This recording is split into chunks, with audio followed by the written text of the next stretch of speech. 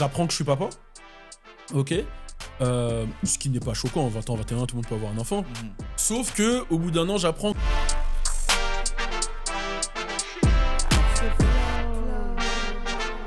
Alors, bienvenue dans Brave, le podcast qui vous emmène à la rencontre de personnes extraordinaires de mon entourage. Aujourd'hui, j'ai la chance de pouvoir accueillir Balou. Enchanté. Merci. Comment Merci ça de va l'invitation déjà. Merci à toi de nous recevoir et de me recevoir déjà dans tes locaux. Est-ce que tu peux nous en dire brièvement, avec tes mots, un petit peu plus sur toi, ton parcours, qui t'es, qu'est-ce que tu fais, voilà, et un peu ton actu. Mais là, ça peut déjà durer 1 heure. Déjà, c'est vrai. Non, bah moi, c'est Balou, j'ai 37 ans aujourd'hui. Ça fait déjà... Putain, ça fait plus de 16 ans que je suis dans le milieu de la production, de l'entertainment, des médias. Avant ça, je faisais de la danse. Donc, j'ai toujours baigné dans le monde de la culture, de l'entertainment, du hip-hop, tu vois, de ce milieu-là. Aujourd'hui, j'ai le média CKO avec Chris. Avec mon équipe FPS, équipe de production, on stream, on fait du contenu sur YouTube, etc. On produit pas mal de contenu. Et à côté, j'ai mes petits business digitaux. J'essaie de faire plein de choses. Un couteau suisse. Et voilà, on kiffe. Canon, c'est d'ailleurs la première personne avec un Wikipédia que j'interviewe. Wikipédia pour les anciens, c'est de rêve. Pour les nouveaux, c'est ce qui existait avant ChatGPT, hein, pour avoir les enfants sur une personne. Et justement, tu as parlé de plein de choses que je voulais voir avec toi, notamment, tu as dit 37 ans, ton âge. Moi, on a quelques mois de différence en vrai. Moi, j'ai 37 ans dans quelques semaines. Donc, en vrai, ça va me permettre de pouvoir caler entre moi, ce que je faisais à l'époque où toi, tu faisais des choses. Vas-y. Et notamment, la première, c'est. Donc, toi, t'es né en Martinique. Moi, je suis né à Montfermeil. Montfermeil. Ouais, 100% Montfermeil. Ouais. Ok. Ouais. Donc, je crois qu'il y a une première erreur sur ton Sur Wikipédia. Mais moi, j'ai découvert que j'avais Wikipédia. Je sais même pas qui a mis les infos. Ok, Ça veut dire qu'il y a des infos sur T'as Wikipédia. plein de fans. Les gars qui ont mis, je sais pas ce qu'ils ont mis. Je sais pas, ils sont allés chercher l'info. Mais ok. Donc, Montfermeil. Et ce que j'ai. La première fois que j'ai vu, c'est que entre donc, ton année de naissance, début années 90 et. On va dire de la vingtaine, t'as été danseur dans des clips de T-Pain ou Chris Brown. Ouais, en fait, si tu veux, moi, j'ai découvert très tôt le crump. J'ai découvert cette danse en 2005-6, quand le film Rise est sorti. Ok. C'est ma mère qui m'a fait découvrir ce film, pour te dire. Ok. Un truc de fou. Petite anecdote, ma mère, en fait, elle a toujours été connectée sur Internet. Va savoir pourquoi. Ok. Tu vois, c'est génération... Elle a plus de la soixantaine, mais elle a toujours été connectée. Ok. Donc, elle téléchargeait les films américains, noirs américains. C'est elle qui me mettait dans la culture, en fait. Ok. Tu vois, vu qu'avant, j'avais des tresses, elle me coiffait et on regardait des films. En même temps, Et ça, on l'a regardé comme ça et je suis tombé amoureux. Et j'ai commencé à danser le crump. Et de là, pour mon BTS, je suis parti à Los Angeles. Et à Los Angeles, j'ai rencontré Raskel, qui est un grand danseur de là-bas. Ok. À l'époque où je le rencontre, c'était pas un grand danseur. Ok. C'était personne. Mais on a évolué ensemble. Et de là, lui, il a dansé pour T-Pain. Ok. Et moi, après, je suis rentré un peu dans l'équipe, etc., etc. Et on a fait pas mal de choses, quoi. Ok, canon. Et du coup, parce que ça, c'est une première chose incroyable de passer de Montfermeil à Los Angeles, même. En fait, ne serait-ce que pour ceux qui nous écoutent ou ceux qui se demandent comment on fait quand tu as fait ton BTS là-bas, comment ça se passe en fait? Tu as une sorte de subvention, une sorte d'Erasmus, ou c'est toi tout seul avec le hustle et tes sous de côté qui a réussi à aller là-bas? Ah non, j'ai jamais eu de subvention de ma vie, frérot. J'avoue, moi je sais que c'est juste ce qui existe, mais pas pour tout le monde. Donc, ça, je pose la question. En vrai, j'étais jeune, j'étais déter. Déjà, il faut savoir que le BTS, déjà de base, moi, je travaillais pas très bien à l'école. Okay, à l'école, en fait, je vais pas dire que je travaillais pas bien, j'avais toujours la moyenne, mais parce que j'étais un élève qui faisait le minimum. Parce que moi, je comprenais pas pourquoi j'allais à l'école. J'allais à l'école pour pas me faire virer par ma daronne. Ouais, je crois qu'on avait les mêmes consignes, je comprends bien. Ce que je veux dire. Ouais. Donc, à un moment, arrive le bac, et moi, j'étais en STG à l'époque, et on me demande qu'est-ce que tu veux faire plus tard. Et moi, je dansais déjà. Et je cherche des trucs, je sais même pas ce que je veux faire. Je vois... Moi, à ce moment-là, je suis en STG comptabilité. Je sais même pas pourquoi je fais ça. Mes gars, ils sont en STI, en truc. On sait même pas ce qu'on fait. Mais je tombe sur le BTS Commerce International. Et à ce moment-là, je vois qu'il y a un stage à l'étranger. Et moi, je voulais aller à Los Angeles. Mais je pouvais pas dire à ma daronne, je bouge à Los Angeles comme ça. Ouais. Donc, je me suis dit, tu sais quoi? Je vais faire ce BTS. Comme ça, je trouve un stage à Los Angeles et j'y vais. Et en fait, dès que j'ai été choisi dans le BTS, avant même de commencer les cours, j'ai commencé à à chercher comment je pouvais avoir ce stage. Ok. Et de là, dès les premiers jours, j'ai demandé à ma prof d'anglais de me corriger mon CV, ma lettre de motivation. Et j'ai postulé partout, mais sur Internet. Ok. J'envoyais sur MySpace des messages, Purée. j'envoyais sur Craigslist, j'envoyais sur tous les trucs que je voyais. Et j'ai été accepté dans 3 stages. Ah ouais, comme Ça veut quoi dire en septembre. Septembre, t'avais déjà 3 stages, tu savais déjà que. Tu vois ce que je veux Et dire? le stage, il était quoi 6 mois, 9 mois après Ouais, c'est ça. Ça commençait en avril. En Ok. avril, je m'en souviens, parce que je suis arrivé à Los Angeles le 27 avril et l'anniversaire de mon gars, c'est le 29. Donc je m'en souviens très bien. 2008. Ok. Donc je suis arrivé là-bas. Enfin, j'ai fait mon stage. J'ai eu mon stage. Et dis-toi, tellement je m'étais pris en avance, j'ai pu ramener un gars à moi en stage avec moi, qui était de ma classe. Putain, lourd. En vrai, Alors c'était que les pas profs, ils évident. disaient c'était impossible. Los Angeles, Ouais. ils disaient non, Max, Espagne, Londres et tout. Mais Los Angeles, personne n'a des stages là-bas. Ah ouais, du coup, comment ça se... Vraiment, je pose des questions basiques Non, pour mais que c'est- ceux qui se disent, moi aussi, j'ai envie de le faire. Par exemple, ton billet d'avion, ton logement, ça se Ouais. passe comment là-bas Moi, je travaillais à côté. C'est-à-dire Ok. que toute l'année, j'étais à l'école, mais je travaillais à côté. C'est-à-dire que quand il y avait les vacances scolaires, j'étais animateur Ok. à Montfermeil. J'ai toujours fait de l'animation ou du social dans la ville. Et dès que j'avais des opportunités, s'il fallait faire la plonge là, ou s'il fallait faire des inventaires de Leclerc, tout ce que je pouvais faire à Montfermeil, je l'ai fait. Je travaillais à la piscine, Putain, lourd. de Livry-Argan. Tout ce que j'ai fait, j'ai essayé de trouver des petits tafs pour y aller. Et ensuite, j'ai pris mon billet. Je m'en souviens dans une agence de voyage qui est dans le centre-ville de Montfermeil. Ok. J'ai été parti avec Air Tahiti Nuit. Putain, des vraies anecdotes, Ouais, hein, des des vrais anecdotes. détails, lourd. Ouais, ça a coûté, le voyage l'aller-retour m'avait coûté 600 €. Ok, Donc j'avais mis de bon, côté. C'était comme une somme à l'époque. je Voilà, pense, c'était ouais. une somme. Ça l'est toujours euh, aujourd'hui, mais bon, d'autant plus à l'époque. C'est ça. Et on avait trouvé un appartement à Olympique Boulevard pour prouver que j'ai vraiment tous les trucs. Mais c'était une chambre qu'on louait. Ok. Et c'était genre. C'était 800 € par mois. Mais c'était une chambre. Et mon gars, il mettait 400, moi je mettais 400. Putain. Et voilà, hein, j'ai cassé la tirelire hein, pour ce stage. Bon, bah, canon. Non, franchement, stylé. Bah, en vrai, ouais, pour moi, c'était important de déjà comprendre ce démarrage, Ouais. et pour la suite. Pareil, autre info Wikipédia, c'est que année 2010, tu lances un premier média, Les Rois de la Rue. Ouais, c'est ça, Ça, c'est totalement. vrai. Ça, c'est vrai. Ça, c'est Ok. totalement vrai.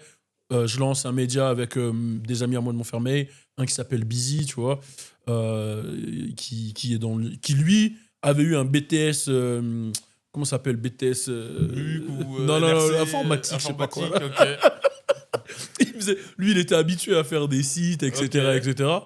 Et on s'est mis en commun, en fait, et on s'est dit, moi, ça fait 4-5 ans que je danse, je connais un peu tout le monde dans l'industrie aux États-Unis, je connais aussi des gens en France. Lui, il dansait aussi, et en plus, il avait la capacité de faire des sites web. On a mis nos forces en commun et on a créé ce premier site qui s'appelait Roi de la Rue. Et le but, en fait, c'était de se dire, bah vas-y, Roi de la Rue, le concept, c'est de montrer qu'en fait, les gens qui viennent d'en bas, bah déjà peuvent être les gens d'en haut et en Ouais. plus influence, comme ils disent, Paname influence le monde. Ah ouais, C'était un peu la totalement. mentalité déjà et montrer que cette culture dans laquelle on a baigné, on a grandi, peut avoir des effets positifs sur la nouvelle génération, peut pousser à entreprendre, à réussir, etc. Et c'était ça qu'on voulait mettre en avant. Donc du coup, on s'est lancé, on a fait ça et on a créé le site de A à Z. Hein.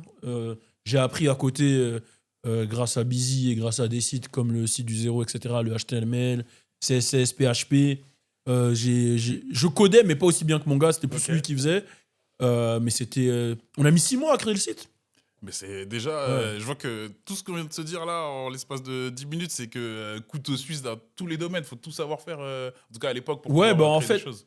à l'époque, on n'avait pas le choix. Hein. Tu Ouais. vois, là aujourd'hui, tu veux faire un site, tu vas sur Shopify, truc, c'est Ouais. rapide, tu vois, WordPress, enfin, ça va vite. À l'époque, tu voulais un truc, il fallait te casser la tête, quoi, tu vois. Il fallait trouver les solutions. Et moi, j'ai arrêté. Au final, j'ai fait ma première année de BTS, après, j'ai arrêté les cours. Ok, Donc, du coup, j'avais que le bac. ok. Et moi, je me suis dit. Et on me disait, avec le bac, tu peux rien faire. À l'époque, on me disait qu'avec Ouais, le bac, ouais, tu peux ouais. rien faire. Donc, je me suis dit, bon, j'ai déjà tout foiré. Autant y aller à fond. Autant y aller à fond, tu vois.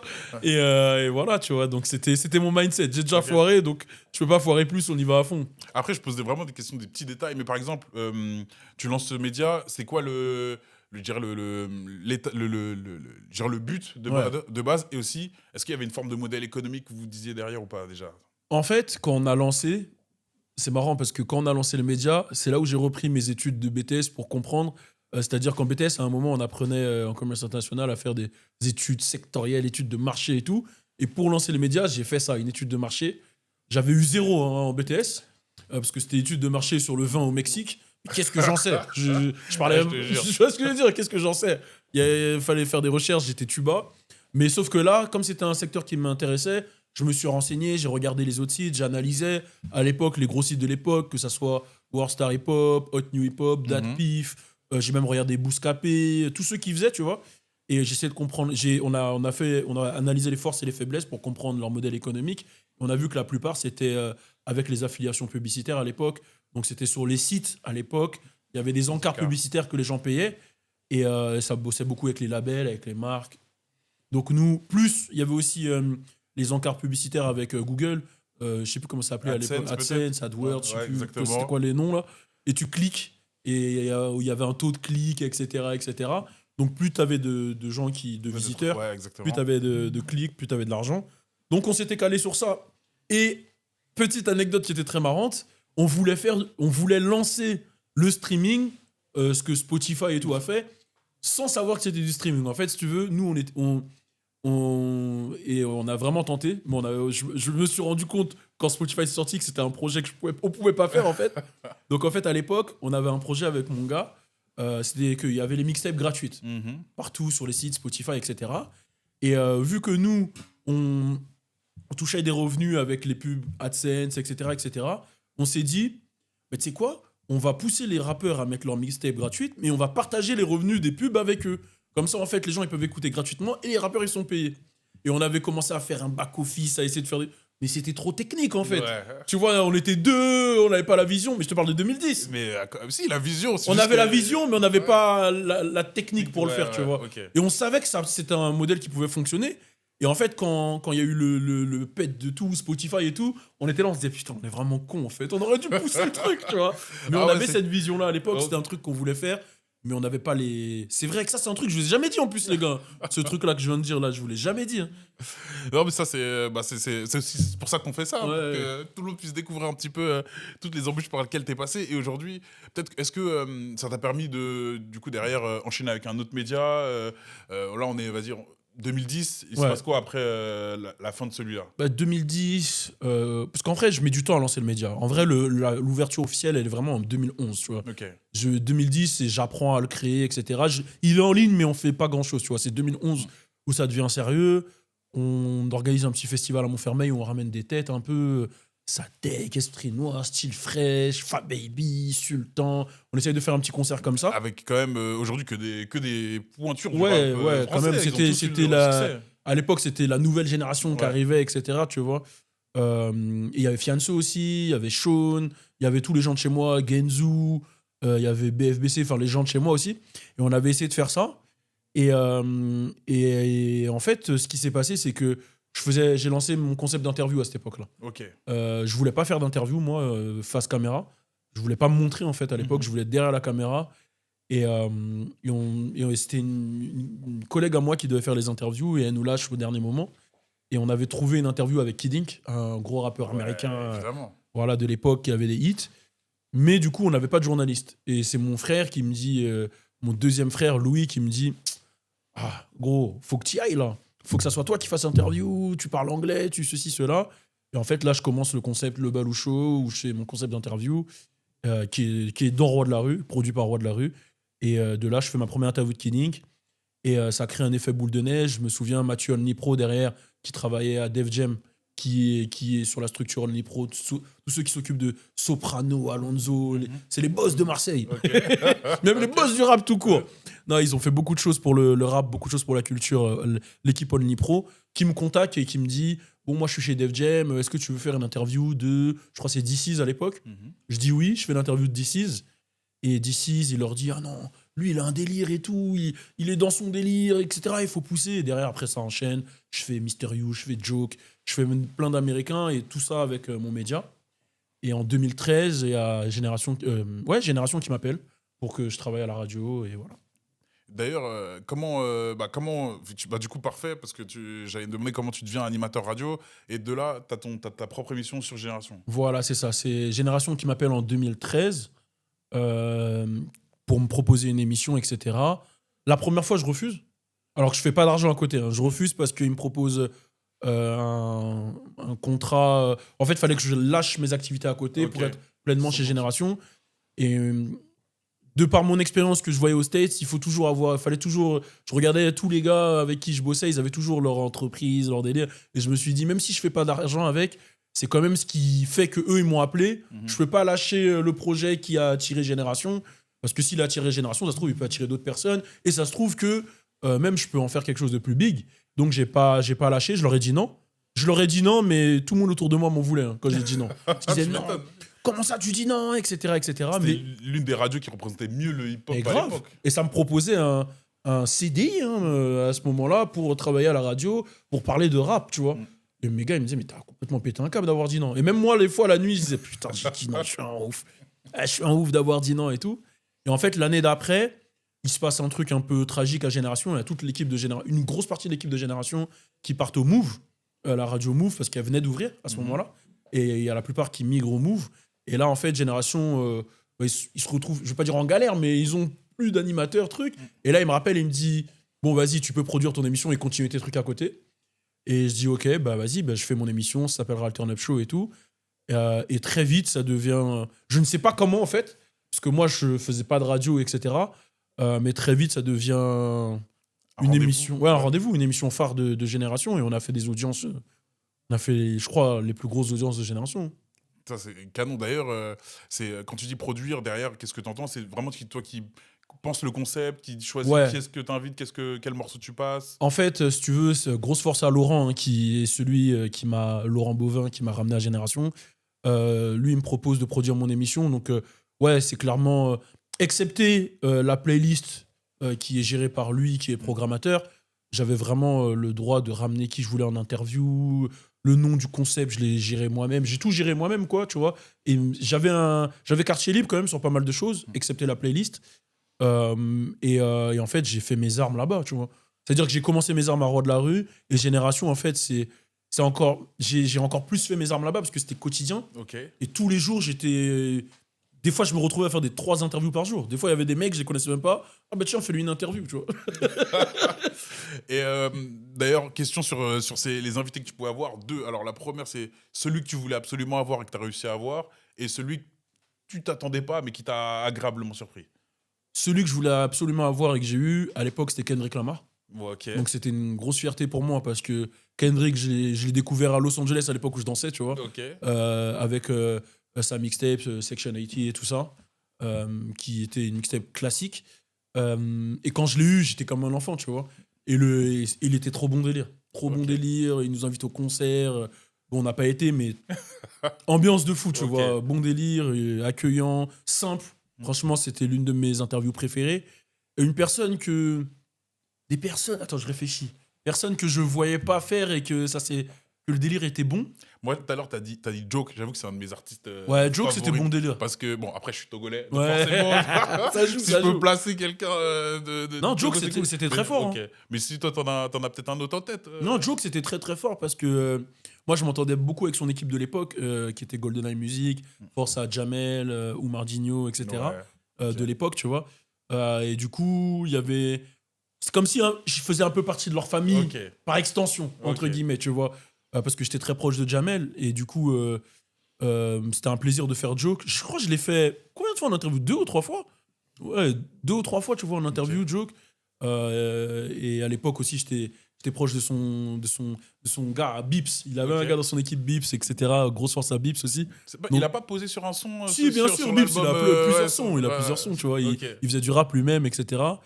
Mais attends, je réfléchis. Qui j'ai fait que j'imaginais pas faire et que j'ai pris une claque? Ah, c'est une vraie bonne question. Si j'ai pris une claque, c'est pas que j'imaginais pas faire, c'est que pour moi, c'était une légende de chez moi. C'était Admiralty. Ok. Admiralty, c'était une légende de chez moi, tu vois. Et moi, j'ai grandi en écoutant Admiralty. Et ça veut dire qu'un jour, on me dit Admiralty. Moi, c'est un truc de fou, tu vois, pour moi. Je me prépare et tout. Et le jour où je fais Admiralty, en fait, il vient aussi avec Kalash. Donc, du coup, Kalash, il n'était pas connu comme maintenant. Ok. Il était connu chez nous, mais pas connu comme maintenant ok. ici, tu vois. Donc, du coup, j'ai Kalash et Admiralty. Surtout Admiralty à ce moment-là. Moi, je suis comme un ouf, hein, tu vois. Je Ah, rentre, ouais. je vois des messages à tout le monde, à la famille et tout, tu vois. J'étais avec Admiralty, tu vois. Ouais. Et c'était, je pense que c'était l'une de mes interviews que j'ai le plus kiffé faire. à l'époque. Et en plus, il y a eu le live. Donc j'étais comme. En fait, genre, c'est moi qui enregistrais les lives. Tous les lives qu'il y avait de l'époque de Génération, c'était moi qui les enregistrais. Donc j'étais derrière en mode ingé son. J'étais comme un enfant. C'est-à-dire que j'enregistre et en même temps je suis là. En plus, Admiralty, qu'est-ce qu'elle a été fort. En plus, tout terrain. Avec Tout terrain, trop fort. Et le live, il est incroyable, tu vois. Souvent, et ça je le dis souvent, les artistes entiers, ils m'ont très impressionné en live. Parce qu'on a une culture de live très importante, tu vois. Comme il y a beaucoup de scènes aux Antilles, et sur scène, le public, il est dur. Donc t'es obligé d'être fort. Ok. Si t'es pas fort sur scène aux Antilles, on te regarde comme ça.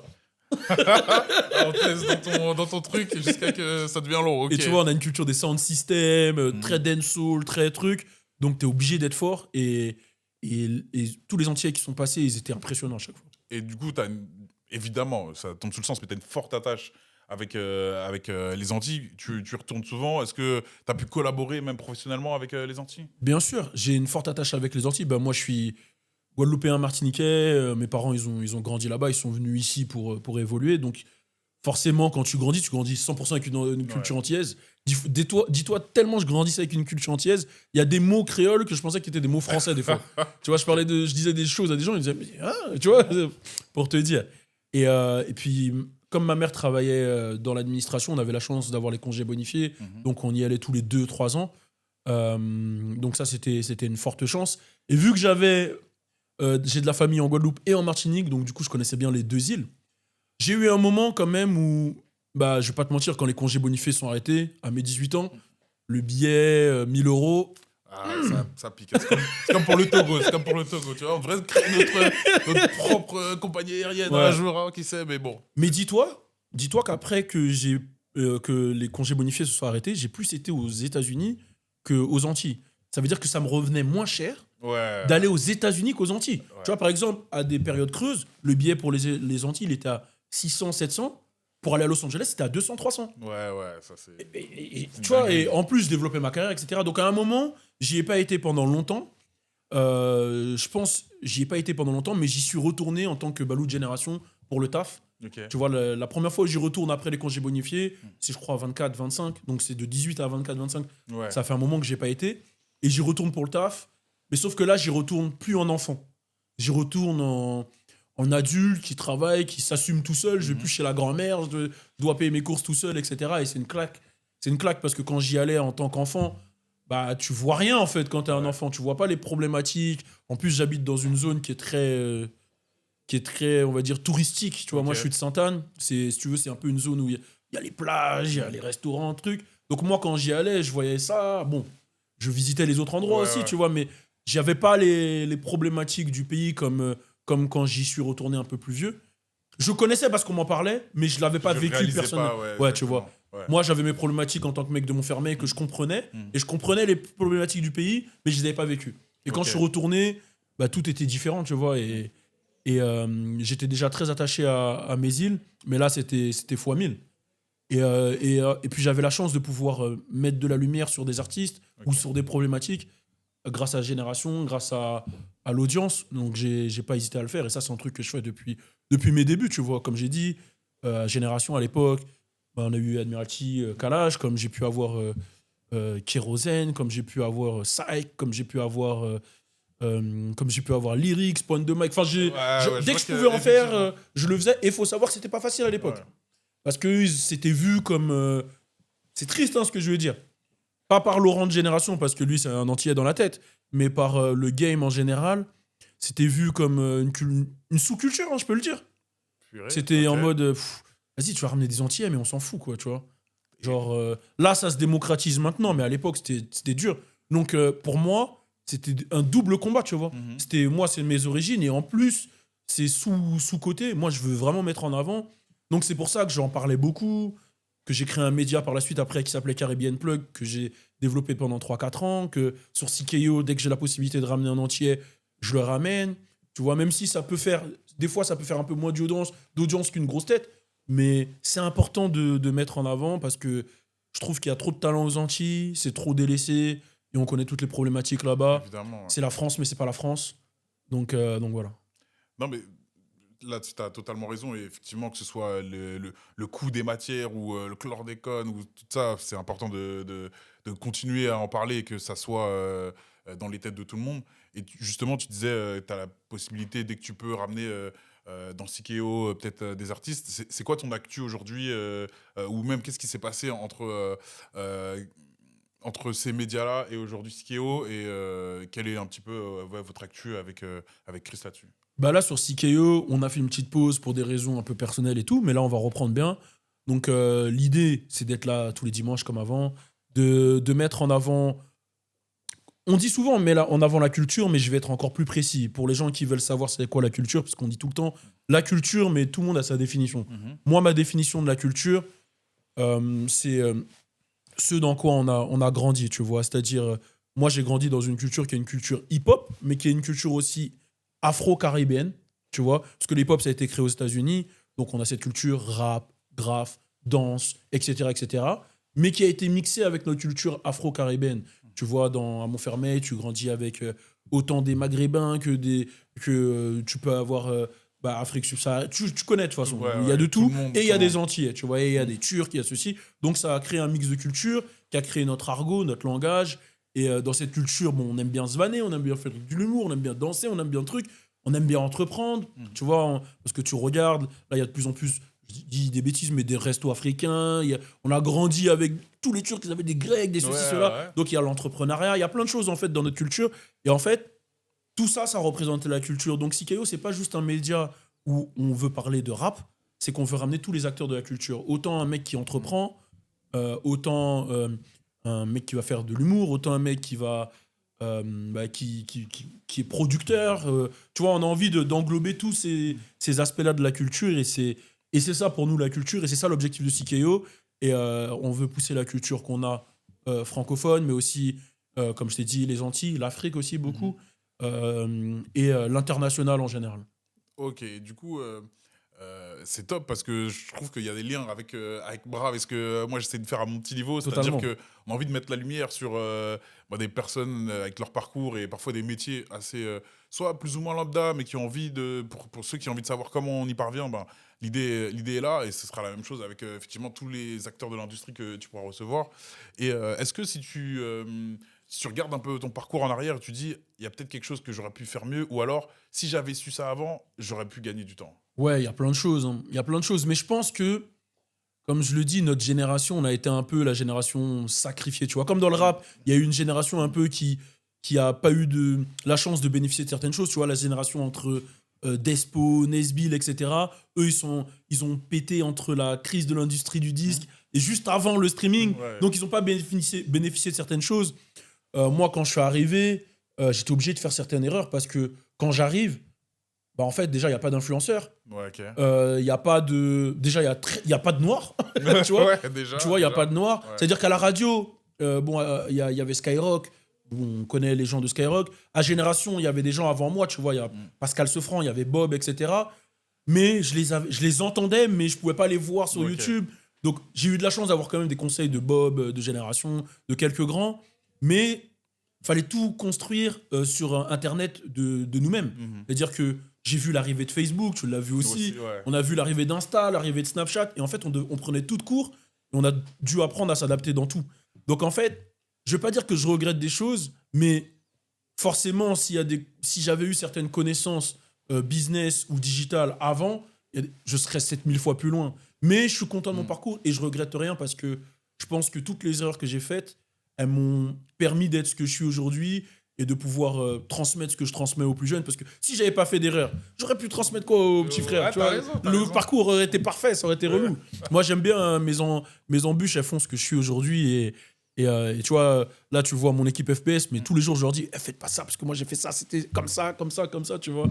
Mais on est une génération, entre guillemets, qui a dû se faire son chemin. Tu vois des petits, ils arrivent sur TikTok, en 3 mois, ils ont 1 million. Ouais. Tu vois, moi, j'ai Et même même pas moi, encore je 1 sais million. pas comment. Et même moi, hein, de l'intérieur, je sais pas comment ils font, mais c'est vrai, c'est vrai. Mais tu vois, je pense que tout ce par quoi je suis passé, ça m'a permis déjà de créer une carrière sur le long terme, une carrière, un écosystème, tu vois, toutes les erreurs, tous les chemins par lesquels je suis passé, les médias, ça m'a permis de comprendre comment bosser avec les marques, créer un écosystème, comment créer ma propre brand aussi, comment développer mon personal branding, parce que j'ai commencé très tôt. En vrai, le truc de personal branding que tout le monde parle, Moi, je le fais depuis 2010, Ouais. 11 en vrai. Ouais. Mais moi, je savais pas que c'était du personal branding. Moi, quand je l'ai fait, c'est parce que quand je me lance, je regarde ce qui se passe aux States, je vois Jimmy Fallon, je vois ceci, cela, et je me dis, bah, c'est des personnalités qui se mettent en avant, ou je regarde, bon, désolé de l'exemple, mais je regarde Didi à l'époque, tu vois, Ouais. je regarde Dr. Dre avec Beats by Dre, je regarde 50 avec son site à l'époque, DC 50, ou même tout ce qu'il a créé autour, et je me dis, ok, en fait, il faut mettre en avant ta personnalité et créer une personnalité autour de toi, et ensuite construire des projets autour, quoi, tu vois. Et je pars sur ça, et je fais du personal branding sans le savoir. Mais du coup, quand tu le fais sans le savoir, tu fais plein d'erreurs, quoi. Il y en a une qui t'a marqué ou qui t'as envie de dire c'est un piège, tu t'es dit, ou même vraiment pour être Ouais. un peu plus précis, est-ce que, comme tu as dit, tu avais refusé la première propale de Génération, peut-être que soit contractuellement, dans d'autres dans d'autres moments, tu te dis, ah ouais, j'ai bien fait de refuser là, ou alors, comme tu le dis, c'est grâce à peut-être ce que tu as vu aux States et ailleurs Ouais. que tu t'es dit, je lâche pas ce que j'ai à côté, mais est-ce qu'il y a d'autres situations où tu t'es dit, ah là, j'y suis allé, j'aurais pas dû, Bien sûr. surtout contractuellement et professionnellement. Mais moi, je me suis fait, permets-moi du terme, enculer plein de fois. Ah non, moi, c'est. Ok. Moi, des moments, j'avais l'impression que je marchais à quatre pattes. Frérot, c'était chaud. Non, sérieux, moi, ça m'a. En fait, quand t'arrives et tu vas négocier, parce que les gens, il faut qu'ils comprennent. Quand moi, je me lance, j'ai 22. J'ai 22 ans quand je commence. Donc, à 22 ans, tu connais quoi? Tu vois, ok, j'ai été à Los Angeles, j'ai voyagé et tout, mais 22 ans, je connais pas les contrats. Moi, Exactement. je suis un petit mec de Montfermeil, j'arrête l'école au bac, au BTS, tu vois. Donc, forcément, au début, tu te fais avoir sur certaines choses. Tu vois. Je pense que les choses que j'aurais fait autrement, c'est même pas ces douilles que je me suis pris, c'est ma gestion d'équipe. Ok. Je suis passé par plusieurs équipes parce que j'ai commencé très tôt, mais je ne savais pas du tout gérer une équipe en fait. J'étais très émotionnel. Et surtout, les gens avec qui je bossais, c'était des amis. Ouais. Donc en fait, moi j'étais jeune. Déjà, à 22 ans, je me vois pas faire des annonces. J'ai pas de tal déjà pour embaucher des gens. Donc je travaille avec les gens qui sont autour de moi. Mais moi, je suis hyper motivé et je les ramène dans mon truc. Mais eux, quand eux, ils me voient en fou un peu dans. Vas-y, on va créer ça, on va faire ci, ça. Ils me suivent parce que ils ont vu que déjà dans le crumb, j'ai réussi à faire un truc. Mais ils se disent, il est quand même un peu fou. Ok. Ils me suivent, mais tu vois, il en demande beaucoup, le frérot. Et moi, j'en demandais beaucoup. Je disais, allez, les gars, on peut faire ci, ça, on y va. Et je mettais beaucoup la pression à mes équipes. Je savais pas très bien gérer émotionnellement, on va dire. Donc, j'étais pas un bon manager. Jusqu'à maintenant, j'apprends beaucoup parce que c'est un taf qui est compliqué, hein, une gestion d'équipe, etc. C'est un métier à part C'est entière. un des métier, tu compétences vois. à part entière, C'est une ouais, compétence, totalement. vraiment, tu vois. Je pense que ça a été le truc qui m'a brisé peut-être des amitiés, etc. que si j'aurais pu éviter, je l'aurais fait aujourd'hui, avec le recul. Ok. Et du coup, est-ce que il y a peut-être des ressources, c'est-à-dire un livre, un film, quelque chose que tu transportes avec toi et que tu te dis ça m'aide un petit peu ou ça m'a aidé à un moment donné. Si tu avais un conseil sur une ressource ou peut-être une personne aussi Ouais. qui a pu t'inspirer dans tout ce parcours dans lequel tu as rencontré beaucoup de monde. Moi, je te mens pas, quand je me suis lancé, la première chose que j'ai fait, c'est j'ai essayé de regarder, comme je me lançais en tant que dans la tech, entre guillemets, vu que bah, je faisais des sites, etc. Je me suis lancé, j'ai essayé de regarder tous les mecs qui ont pété dans la tech au début, tu vois. Donc, c'était Steve Jobs, Zuckerberg, etc. Je regardais leurs films, leurs biographies, j'essayais de comprendre Ok. comment faire monter mon projet Roi de la rue à l'époque. Donc, c'est eux par qui j'ai commencé à regarder. Après, j'ai lu un livre à l'époque.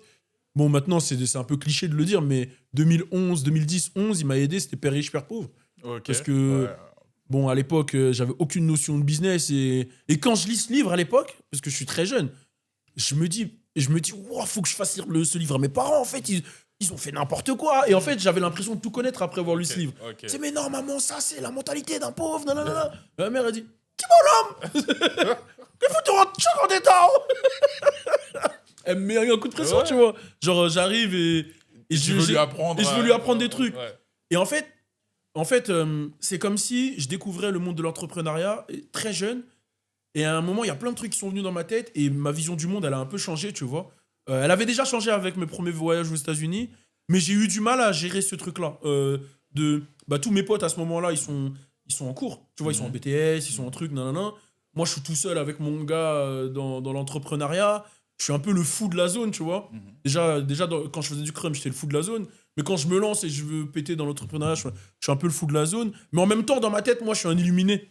Tu vois, je dis, mais non, vous êtes des ouf, faut faire ci, faut faire ça. Donc, c'était compliqué psychologiquement à gérer. Et en même temps, putain, c'est un truc de fou. Je vais le dire, puisque je l'ai déjà dit, c'est pas grave. Ce qui me lance dans l'entrepreneuriat à ce moment-là, c'est un choc psychologique. Un truc que j'ai vécu, qui est un truc que je souhaite à aucun homme, qui fait que je me lance dans l'entrepreneuriat, que j'arrête la danse. Je peux le dire. En fait, à ce moment-là, à mes 20 ans, 21, 2000, ouais, 20 ans, 21, j'apprends que je suis papa. Ok. Ce qui n'est pas choquant, 20 ans, 21, tout le monde peut avoir un enfant. Sauf que au bout d'un an, j'apprends que je ne suis pas le père. Et tu sais ce que c'est de s'occuper d'un enfant un an. Ah ouais, surtout cette année-là, la première c'est année. l'année où tout se passe, tu vois. Purée, ok, ouais. Et choc. du coup, bah ouais, j'ai un choc de ouf, tu vois. À ce moment-là, je dansais, j'arrête la danse. Bah, quand j'apprends que je suis papa, j'arrête la danse pour taffer à 100%, tu vois. Pour taffer, pour faire mes trucs. Et après, j'apprends que je suis pas papa, en fait. Papa. Donc là, je me renferme un peu sur moi-même. Et c'est ma mère qui me fait sortir de cette semi... Maintenant, je pense qu'avec du recul, c'est une dépression. Hein, parce que j'étais resté chez moi, j'avais rien envie de faire. Et c'est ma mère qui me fait sortir de ce truc-là, qui me dit hey, t'es mon fils, t'es un battant et tout. Tu vas baisser les bras, c'est bon. Tu vois, genre, elle me parle d'une manière qu'elle m'avait jamais parlé. Et là, je me lève et je me dis bah vas-y, frère. C'est très américain, mais c'est vraiment comme ça que ça s'est passé. Hein. Vas-y, j'ai rien, je vais tenter un truc. Et j'appelle mon gars Raskel, que je t'ai parlé tout à l'heure, de Los Angeles. Je dis, ouais, c'est pas mon enfant. Il dit, ah, toi aussi, ça t'est arrivé. Bon, les Américains, eux, c'est normal pour eux, parce que lui aussi, ça lui est arrivé, tu vois. Tous mes potes américains, déjà, ils avaient 4 enfants à ce moment-là, quand on avait 20 ans. Ah ouais, ok. Donc, quand moi, je leur raconte cette histoire et je suis en dépression, ils me disent, mais t'es sérieux, toi? T'es en dépression pourquoi? C'est rien, ça. Nous, on en a 3, 4. Mon gars, quand j'ai connu Raskel, on avait 18 ans, il avait 2 enfants déjà. Un de 4 ans. Ah ouais, c'est toujours en avance. Hein. Ils sont peut-être tu vois, donc, que nous sur ces aspects. Donc, moi, quand je grandis avec eux, ils ont déjà tous des enfants. Donc, moi, quand je lui raconte cette histoire, c'est le seul qui peut me comprendre et il m'explique, il me dit, mais non, mais ça, c'est rien. C'est des trucs de la vie, il faut faire avec, nanana. Je lui dis, ouais, mais là, gros, j'ai arrêté les cours, j'ai arrêté le tas. Tu vois, j'ai rien, quoi. Je vais juste travailler au centre et tout, nanana. Il me dit, non, ce que t'as un bagage. Il faut pas que tu négliges. T'es venu aux States, tu connais notre mindset, t'as vécu avec nous. T'as vu des choses que personne n'a vues, t'as été chez T-Pain, t'as été là, t'as dansé, t'as vu Omarion, t'as fait ça, t'as fait des battles, t'as été partout à des endroits où personne n'a été, et t'as que 21 ans, tu vois. Donc, gros, parle-en. Je lui dis, mais comment je peux en parler? Il me dit, mais fais un média comme Warstar Hip Hop et tout, et t'en parles. Et c'est là où je me suis lancé, en vrai. C'est comme ça que je me suis lancé. C'est après un traumatisme et après une conversation avec mon gars. Mais quand même, c'est important de résumer que l'entourage peut t'aider. Bien sûr. Parfois, ah non, mais sans lui, j'existe pas, hein, sans mon gars Raskel. Enfin, j'existe, mais je fais pas ça. Il y a l'entourage, et puis, je trouve que ce qui est minimisé, et même moi le premier, c'est la lecture et certaines ressources qu'on trouve dans certains livres. C'est important de se renseigner, de savoir ce qui se passe autour de soi, et surtout d'aller chercher les ressources qui te permettent d'atteindre ce que tu veux. Et encore une fois, je pense que c'était la preuve aussi, c'est que la discipline et l'objectif, ça permet d'aller loin. Et franchement, merci pour toutes ces anecdotes. Quand est-ce qu'on retrouve un projet de Sikeo? On est fin janvier 2026 là. Peut-être que quand ça sortira, on sera un peu plus loin. Normalement, on est censé tourner la semaine prochaine. Ok. Déjà, il y a l'épisode Sikeo qu'on a fait au Spotify Radar qui va sortir. Ouais, totalement, ok, canon. Donc ça, c'est prévu avec Maureen et tout. Mais normalement, là, on reprend bien. Donc, quelques petites exclus, on en saura tous plus. Franchement, j'aimerais bien te donner des exclus, mais même nous, là, c'est la guerre de notre côté. Nous-mêmes, on cherche l'exclu, là. Non, on est en train de charbonner pour tout bien reprendre. Donc, trop bien. Donc je peux même pas te donner d'exclus. Mais tu as dit un truc qui est vrai, et ça, c'est un message, et c'est un combat quotidien, c'est sur la discipline. C'est le truc, je pense, que est le plus dur quand tu te lances. C'est être discipliné et tout. Et c'est très, très, très important d'en parler, parce que en vrai, s'autodiscipliner, c'est pas facile. Tu vois, quand tu as des habitudes, tu sors de cours, etc., bah, tu as l'habitude à ce qu'on te dise ce que tu dois faire. Mais quand tu entreprends, tu es solo. Donc c'est toi qui dois te lever, qui dois prendre les décisions, etc. Moi, j'ai eu la chance d'avoir un associé à l'époque, que je t'ai parlé tout à l'heure, qui s'appelait Busy, qui était un robot. Il était discipliné de malade. Lui, c'était un robot. C'est-à-dire, il me disait rendez-vous à 8h. Moi, tu connais, je me réveillais tard. Lui, à 7h45, il était devant chez moi. Donc, il m'a habitué à cette discipline. Et après, vraiment, c'est la discipline et la répétition qui fait que mes choses ont pris, tu vois. Genre, par exemple, sur mon site 3 de la rue, ça a mis facile 6-7 mois avant d'avoir mon premier 10 000 vues, tu vois. Ok. Tu Donc, vois, 10 000 vues, on a célébré hein, avec du champomis. Hein. Tu vois non, ce que mais je veux t'as dire? raison. En plus, à l'époque, encore une Ah fois, bah ouais. c'est ramener 10 000 personnes qui viennent regarder ce que toi t'as fait. Bien sûr. Mettre 10 000 personnes dans une pièce. C'était pas facile. Hein. Voilà, c'est pas facile. Donc, Mais- ouais. Non, trop bien, trop bien. Franchement, merci. Euh, là, l'idée, c'est que on monte cet épisode, on le diffuse et je te remercie encore pour la réception et merci pour toutes ces anecdotes. Ben, merci à toi pour tout, parce que franchement, c'était un bon échange. J'ai kiffé, j'ai donné des exclus. Et je souhaite que le projet, il pète encore plus. Quand on parle de discipline de charbon, vous voyez pas, hein, mais dans les backstage, on voyait que le mec est un charbonneur. Hein. Ah, On tente. En tout cas, merci pour la force. Merci pour à la toi. force. Merci. Yes. On a raté le check, mais on peut le refaire. Voilà, c'est mieux comme ça. Yes. Bien vu.